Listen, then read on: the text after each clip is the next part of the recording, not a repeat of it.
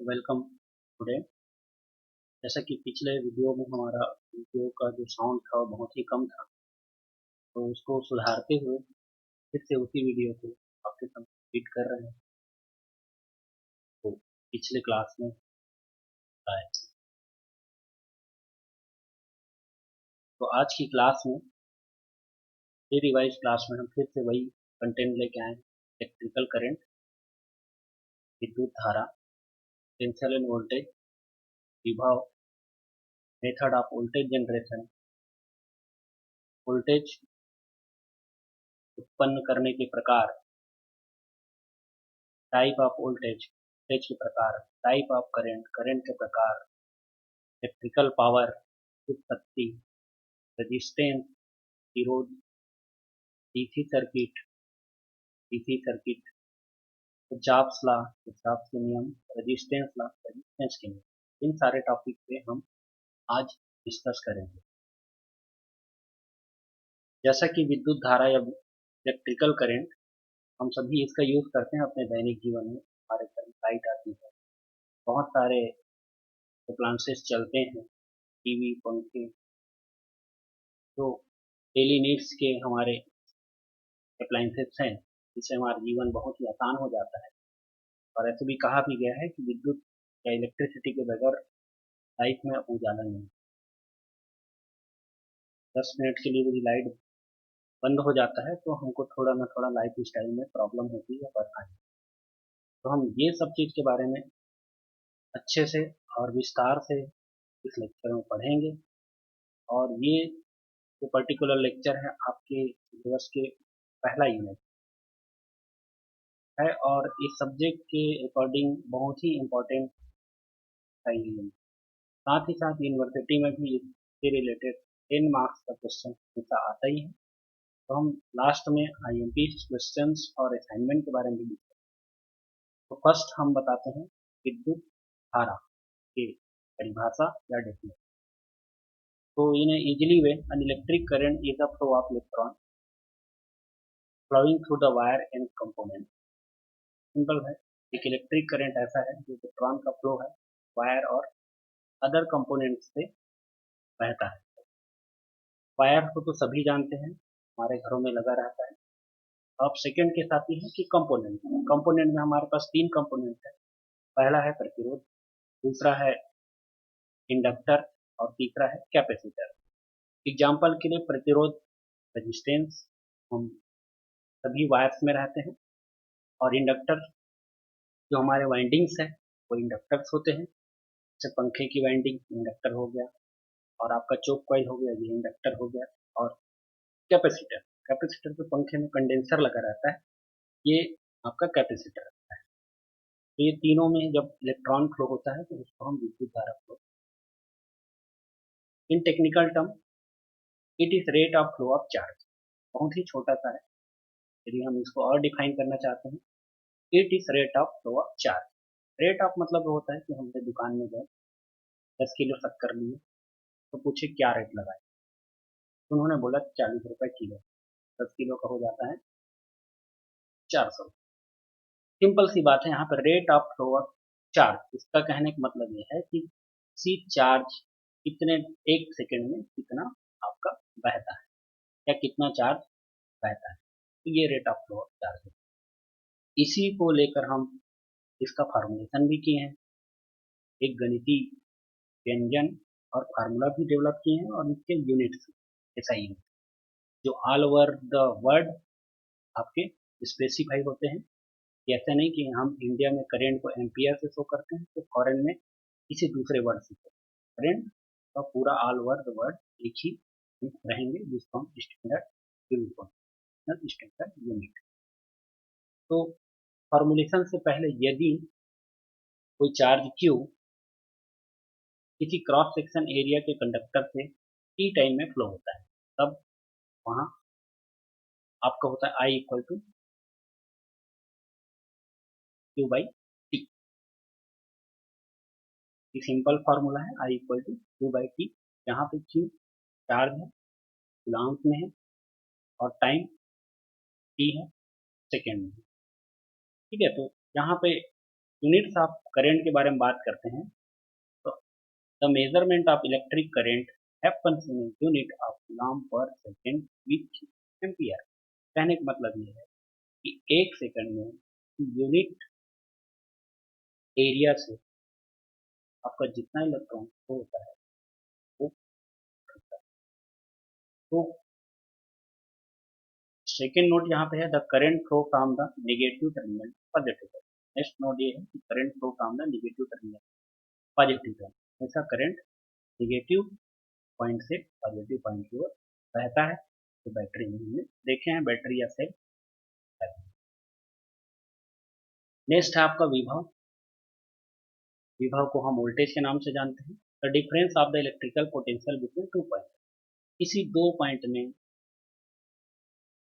Energy का भिन्नता होना, ये आपका वहां का विभव है। ठीक है, कहने का मतलब किसी एक पॉइंट को दो पॉइंट तक दूसरे पॉइंट तक ले जाने में जितना कार्य करना पड़ता है वो विभव होता है। ठीक है, the deliver unit of the voltage potential difference name. इसको हम पोटेंशियल डिफरेंस के नाम में जानते हैं। पोटेंशियल डिफरेंस मतलब दो पॉइंट में कितनी अलग अलग शक्ति है, दोनों को माइनस कर देने से आपका पोटेंशियल या वहाँ का डिफरेंस आ जाता है। तो V इक्वल टू फॉर्मुलेशन में V equal to W upon Q. यहाँ पे W है वर्क और Q है चार्ज। यदि मैं इसको आपके मैकेनिकल टर्म्स में समझाऊं तो W फोर्स के फॉर्म में रहता है, उसके बाद रहता है डिस्टेंस, उसके बाद रहता है चार्ज। ये मैकेनिकल के फॉर्म में है। इसको हम मैकेनिकल एनोलॉजी बोलते हैं।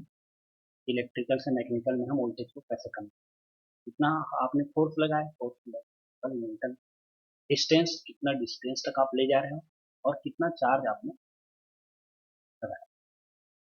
ओम्स लॉ के according current carrying conductor is directly proportional potential difference.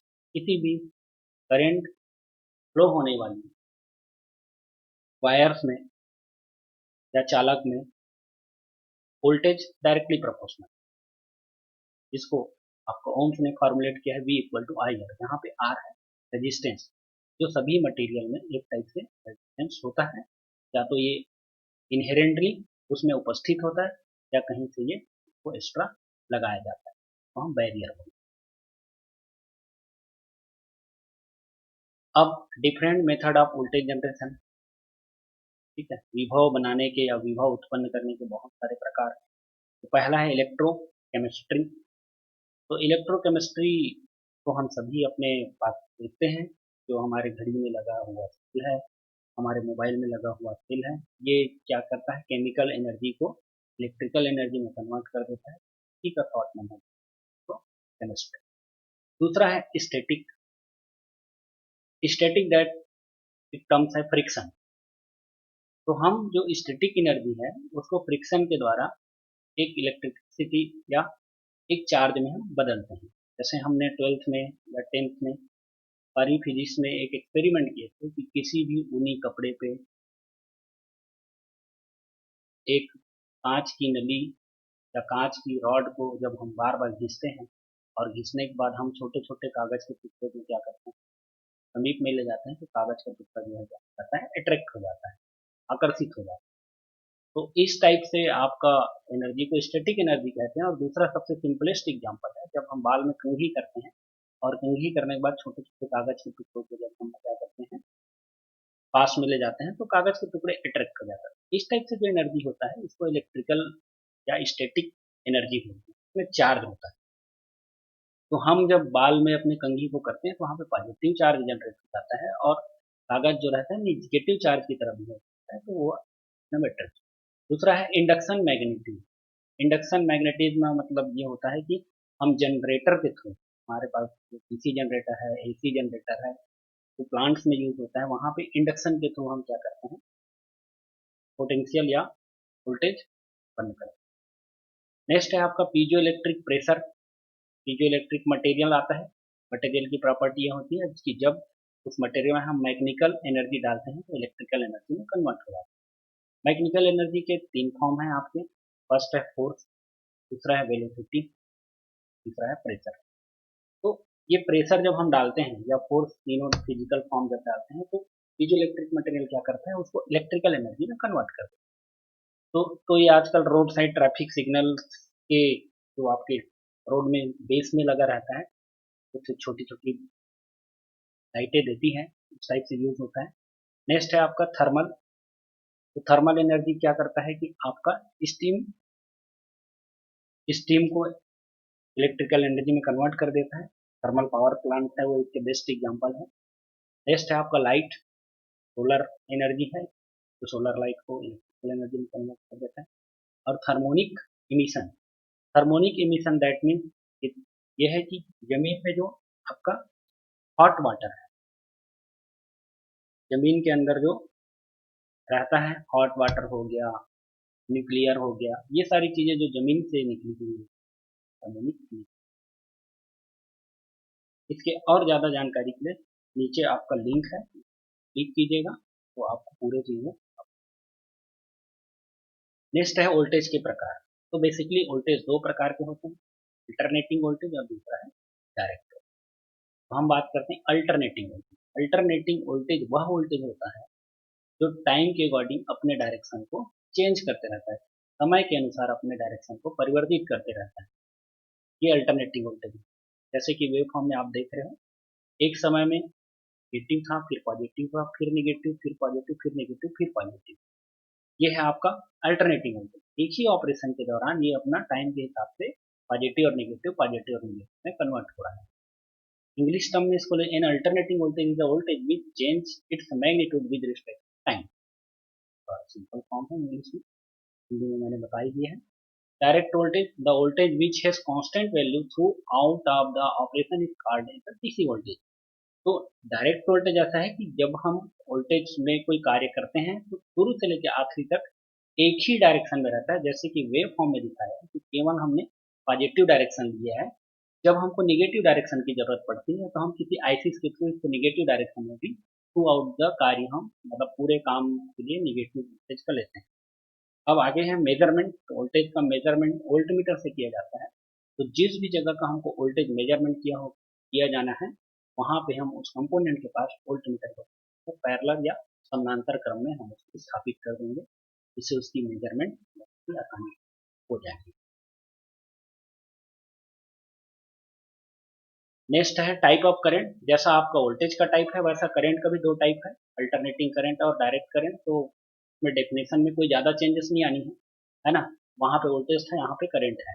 तो अल्टरनेटिंग करंट वह करंट होता है जो टाइम के हिसाब पीरियडिकली अपना डायरेक्शन बदलते रहता है। जैसे यहाँ पे positive negative positive negative wave form में। नेक्स्ट है डायरेक्ट करंट, वन डायरेक्शन में रहता है ना। अब इसकी मेजरमेंट की बात करते हैं तो मेजरमेंट अमीटर के द्वारा किया जाता है, जिसको हम सीरीज में समानांतर क्रम में स्थापित करते हैं। तो इससे आपका करंट की मेजरमेंट हो जाती है। नेक्स्ट आपका टॉपिक है इलेक्ट्रिकल पावर। कुछ नहीं है इलेक्ट्रिकल पावर। इलेक्ट्रिकल पावर एक किसी भी इलेक्ट्रिकल एनर्जी को टाइम के हिसाब से वर्क में कन्वर्ट करने का क्रिया है। Electrical power is the rate of per unit time as with electrical energy is transfer by an circuit. This is the rate of work. नीचे फार्मूला है W equal to V Q T. पूर्व में हमने Q upon T को current के form में पढ़े थे, सब्स्टिट्यूट कर देंगे तो W equal to V I. इससे कहा जा सकता है किसी भी सर्किट में इलेक्ट्रिकल पावर वोल्टेज और करंट के मल्टीप्लिकेशन के डायरेक्टली प्रोपोर्शनल होता है। कहने का मतलब ये है जितना आप वोल्टेज यूज करेंगे, जितना आप करंट यूज करेंगे, उतना का पावर ज़्यादा होगा। यहाँ पे power W equal to power in watt, P potential in voltage, I current in ampere, Q charge in coulomb, T time in second. ठीक, पावर का यूनिट के लिए हम बात करते हैं तो ये W से डिनोट किया जाता है और ये इसका है वाट। जो स्कॉटिश इंजीनियर, स्कॉट का एक इंजीनियर है, उन्होंने जेम्स वाट ने इसको क्या किया, इन्वेंशन किया था, इसलिए उन्हीं के नाम पे रखा गया। इलेक्ट्रिकल पावर के संबंध में कुछ छोटी जानकारी या महत्वपूर्ण जानकारी ऐसा है कि जब हमारे घर में इलेक्ट्रिसिटी आती है तो हम जितने भी अप्लायंसेस यूज कर रहे हैं, उपयोग कर रहे हैं, उस अप्लायंसेस की पर्टिकुलर फिक्स रेटिंग रहती है कि वो कितना वोल्टेज 1 घंटे में कन्वर्ट करेगा, कंज्यूम करेगा और कितना करंट 1 घंटे में लेगा, तो उसकी वो पावर हो जाती है। तो जैसे हमारे घरों में उपलब्ध है कि आपका पंखा है, वो 1200 वाट की है, टीवी है 250 वाट की है, फ्रिज है 2500 वाट की है, एसी है 2500 वाट की। तो ये जितने भी अप्लायंसेस हैं हमारे पास लगभग लगभग 1 घंटे में उतने वाट कंज्यूम करते हैं। लेकिन जो मीटरिंग होती है, जो बिजली का बिल आता है आपके पास में, वो वाट के बेसिस में नहीं आता है, वो एनर्जी के बेसिस में, कि हमने किस अप्लायंसेस को कितने घंटे चलाए। जैसे मैंने पंखा को 1200 वाट की पंखा है, उसको मैं 1 घंटा चलाता हूँ, तो उस केस में उस 1 घंटे का आपके मीटर्स में रीडिंग्स हो जाएगी 1.2, 1.2 यूनिट्स। उस 1.2 यूनिट का आपका यूनिट के हिसाब से, सपोज आपका अभी करंट रेट में घर में यूज होने वाली इलेक्ट्रिसिटी की यूनिट है 3 रुपये, तो 1 घंटे का आपका बिल हो जाता है 3 12 36 3 रुपये 60 पैसे हो जाता है। तो इस तरह से आपको इलेक्ट्रिसिटी सेव भी करनी है, और इलेक्ट्रिसिटी में जो बिल आता है उसको आपको समझना है। ये आपका इलेक्ट्रिकल पावर है। नेक्स्ट है आपका किरचॉफ्स लॉ। तो सिंपल सी बात है, किसी भी वर्क को करने से पहले एक नियम की जरूरत पड़ती है, एक फार्मूला की जरूरत पड़ती है। किसी भी चीज़ को एनालाइज करने से पहले फॉर्मुलेशन जरूरी है, नियम जरूरी है। जैसे हम कॉलेज आते हैं तो हमको ड्रेस जरूरी है, जो होमवर्क किए हैं वो जरूरी है, और जितने भी आपका करिकुलर एक्टिविटीज है जो टीचर्स ने दिए हैं वो सारी चीज़ें आपको करने हैं, नियम के तहत चलने हैं। घर में भी नियम बने रहते हैं, ठीक नहाना है, आपको अरेंज रखना है। तो सिंपल सी बात है, यहाँ पे भी हमारे पास इलेक्ट्रिकल एनर्जी या इलेक्ट्रिकल जो सब्जेक्ट्स हैं, या इलेक्ट्रिकल जो इलेक्ट्रिकल जो इंजीनियरिंग है, उसमें महत्वपूर्ण नियम है किरचॉफ। तो ये किरचॉफ 1845 में जर्मन फिजिशियन ने कैस्टो किरचॉफ ने डेवलप किए थे, जो दो फॉर्म में डेवलप किए थे। पहला फॉर्म तो ये था कि हम करंट को एनालाइज करेंगे, और दूसरा फॉर्म ये था कि हम वोल्टेज को एनालाइज करेंगे। कहने का मतलब ये है कि करंट के रिस्पेक्ट में हम कैसे कैलकुलेशन करेंगे, कैसे उसकी गणना करेंगे, और दूसरा है वोल्टेज के रिस्पेक्ट में हम उसको कैसे गणना करें। तो बेसिकली ये गणना के फॉर्म में है। तो फर्स्ट लॉ है आपका द करेंट लॉ, है ना, KCL, किरचॉफ्स करंट लॉ। तो KCL state that total current or charge entering in a junction. किसी जंक्शन में कितना करंट आपका आता है और कितना करंट आपका क्या करता है, उस जंक्शन को तोड़ता है। तो उसके एल्जेब्रिक सम क्या होता है, 0 के बराबर होता है। इंग्लिश के फॉर्म में the total current or charge entering a junction or node is exactly equal to the charge leaving the node if it has no other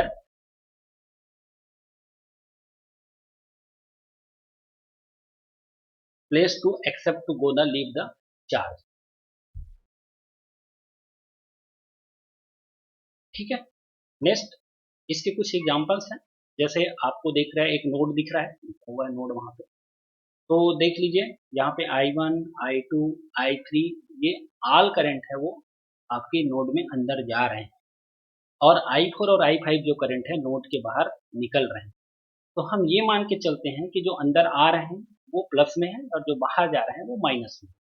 तो अकॉर्डिंग टू KCL इसका मैं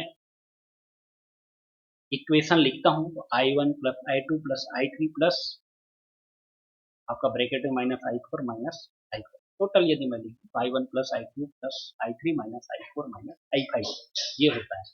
एक सिंपल हम सामाजिक एग्जाम्पल के तौर पे ले लेते हैं कि आपके मंथली पॉकेट मनी सपोज 100 रुपये मिल रहा है, तो आपने पापा से तो अचानक लगा कि भैया भी 50 रुपये दे सकते हैं, तो आपने 50 रुपये, मम्मी से 30 रुपये ले लिए।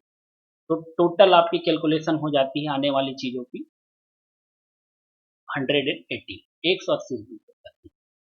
अब आप इस 180 रुपये को कितने भी जगह खर्च कर लो, 3 जगह खर्च किए, 4 जगह खर्च, 5 जगह खर्च किए, तो आउट गोइंग है। टिल द एंड जितने जगह आप खर्च किए।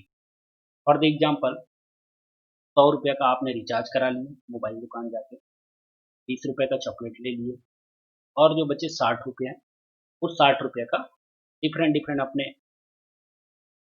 अदर अदर एक्टिविटीज में खर्च कर लिए, पेन ले लिए, कॉपी ले लिए, स्टेशनरी दुकान में खर्च, 3 जगह खर्च किए, तो टोटल आउट गोइंग हो गई आपकी, है ना, 100 रुपया, 20 रुपया और 60 रुपया, टोटल 180 आया, उतना आपका चला गया। सिंपल सी बात है, आपका जो पॉकेट मनी है, आपका पॉकेट है, उसको नोट मानिए और आने वाले पैसे को प्लस में कीजिए और जाने वाले खर्च करने वाले पैसे को माइनस में कीजिए, तो टोटल टिल एंड दोनों के एल्जेब्रिक सम करोगे तो आपका क्या हो जाता है, 0 के बराबर हो जाता है।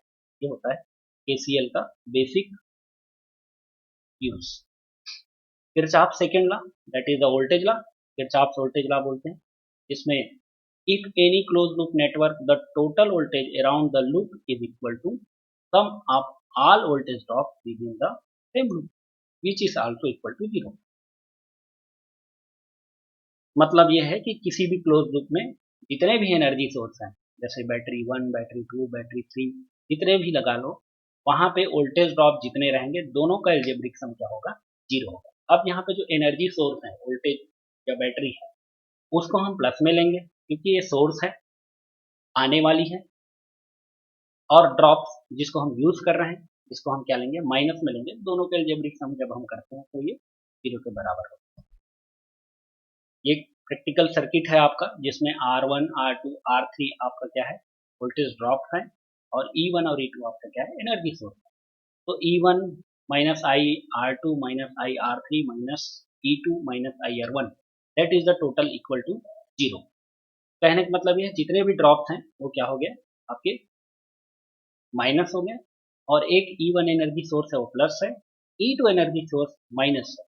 इस माइनस होने का कारण हम बताते हैं, हमने पहले ही पढ़ा था, वोल्टेज करंट निगेटिव से पॉजिटिव के लिए फ्लो होता है, करंट निगेटिव से पॉजिटिव के लिए फ्लो होता है। तो हम जब क्लॉकवाइज डायरेक्शन में स्टडी करते हैं तो E1 जो है पॉजिटिव जा रहा है, लेकिन इसको क्लॉकवाइज में घुमाने के E2 में पॉजिटिव से निगेटिव हो रहा है, तो करंट का डायरेक्शन माइनस होगा।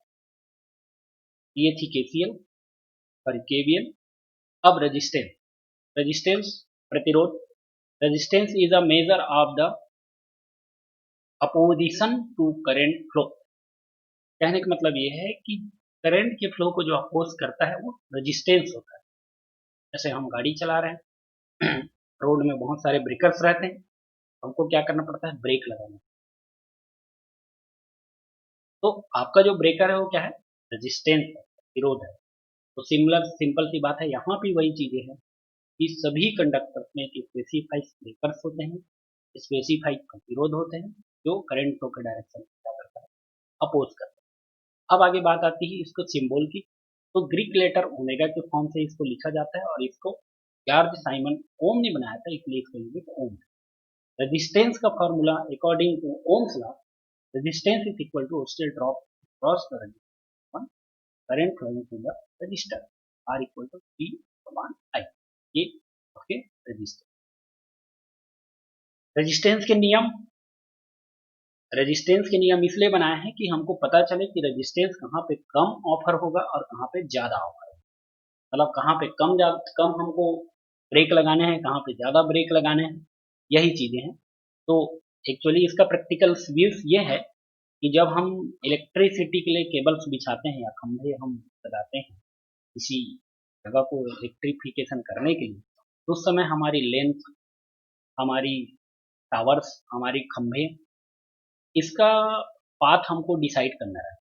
तो हम जितना छोटा से छोटा पाथ डिसाइड कर ले या बड़ा से बड़ा पाथ डिसाइड, उसके हिसाब से रेजिस्टेंस मिलेंगे, रेजिस्टेंस ऑफर होंगे, रेजिस्टेंस की वैल्यू बढ़ेगी या कम जाएगी। इसलिए हम रेजिस्टेंस के नियम पे पढ़ रहे हैं।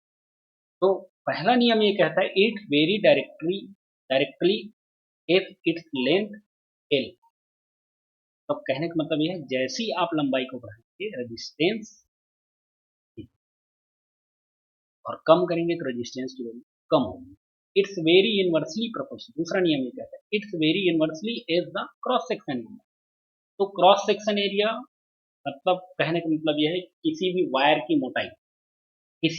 मोटाई कितनी है उस पर डिपेंड करता है। तो जैसे क्रॉस सेक्शन एरिया ज़्यादा है, इन्वर्सली है तो उल्टा होगा, तो रेजिस्टेंस आपको कम है। क्रॉस सेक्शन एरिया कम है तो आपको कम है। लेकिन ऐसा नहीं है कि आप घर में बहुत मोटा वायर लगा देंगे, सभी का एसआई स्टैंडर्ड के हिसाब से वहाँ पे कितने एमएम का वायर लगना है ये डिसाइडेड है। जैसे घर में 1 to 1.5 mm यदि नॉर्मल है तो, और एसी वगैरह लगा है तो 2 to 2.5 mm। 2.5 मतलब 2 mm से 2.5 mm, और घर में 1 mm से 1.5 mm, ये आपका। और यदि हीटर है तो फिर वो ज़्यादा बढ़ते जाए। इस टाइप से आपका एमएम डिसाइड है। Depend upon the nature of material, material की गुण पे भी निर्भर करती है। जैसे हमारे पास एल्यूमिनियम और कॉपर दो जनरली यूज करते हैं, तो डिपेंड करेंगे कहाँ पे हम यूज करना copper. Depend on the temperature, और उसके साथ साथ ही आपका तापमान पर भी। टोटल यदि मैं इन सबको मिला के लिखता हूँ तो R directly proportional A, R equal to rho L upon A, जहाँ पे रो है कोफिशिएंट ऑफ रेजिस्टेंस, जिसको हम कहते हैं स्पेसिफाई रेजिस्टेंस आर रेजिस्टेंस, ये रो कि कितना ऑफर कर रहा है। डायग्राम में दो कंडक्टर दिखाए हैं, एक आपका लंबाई ज़्यादा है और दूसरा एरिया कम है। आर क्या होगा, दूसरा है आपका लंबाई कम है, एरिया ज़्यादा है, आर क्या है। अब असाइनमेंट क्वेश्चंस हैं और कुछ आईएमपी क्वेश्चन है जो यूनिवर्सिटी बेस्ड में है। तो असाइनमेंट क्वेश्चन तो सारे मान के चलिए, लेकिन यूनिवर्सिटी बेस्ड में आईएमपी क्वेश्चंस आपके पास केवल लास्ट 5 और 6वें क्वेश्चन है जो पर्टिकुलर साल दर साल इससे आए हैं, और ये हमेशा ही आता है। ये दो क्वेश्चन अभी से आप टेस्ट पॉइंट ऑफ व्यू से ले लो या यूनिवर्सिटी पॉइंट ऑफ व्यू से ले लो, जैसे भी ले लो, ये दो क्वेश्चंस आपके पास असाइनमेंट कॉपी के अलावा ये दो क्वेश्चन भी क्वेश्चंस कॉपी में होने चाहिए। क्योंकि बेस आपका बेसिक इलेक्ट्रिकल इलेक्ट्रॉनिक्स में जब हम स्टडी कराते हैं आपके पूर्व के छात्र छात्राओं को या स्टूडेंट्स को हम स्टडी कराएं, तो हम हमेशा दो टाइप्स कॉपी बनवाए हैं। एक तो आपका सिंपल क्लास कॉपी रहती थी, और दूसरा असाइनमेंट कॉपी। ये दो ही टाइप से बनाए हैं। लेकिन इस बार आप लोग से इंटरेक्ट होने के लिए बहुत कम टाइम मिलेगा, तो हम कोशिश करेंगे कि आप एक और कॉपी बना लीजिए जिसमें आपके आईएमपी क्वेश्चंस होंगे जो हमने आईएमपी क्लास में बताए हैं। तो लास्ट 5वां और 6वां क्वेश्चन आपकी यूनिवर्सिटी पॉइंट बहुत आईएमपी है। 10 नंबर की आएगी तो ऊपर 5 नंबर का आएगा और नीचे 5 नंबर का आएगी, दोनों 10 नंबर का होती है। ठीक है, थैंक यू, मिलेंगे नेक्स्ट लेक्चर में।